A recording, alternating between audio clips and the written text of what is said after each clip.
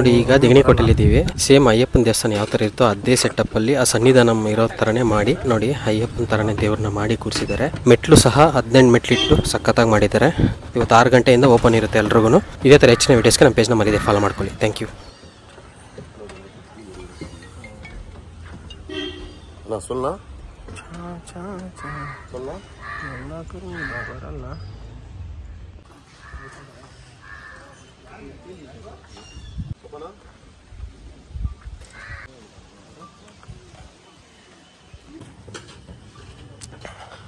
ಹತ್ತಂಗೇನೆ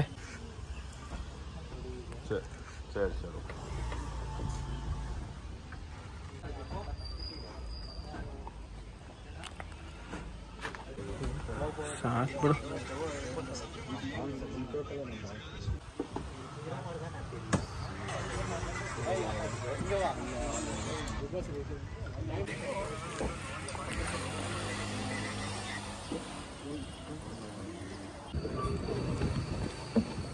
இறங்கிட்டேடா, அதுக்கப்புறம் பிடிச்சுன்னுக்கிறேன் நான்.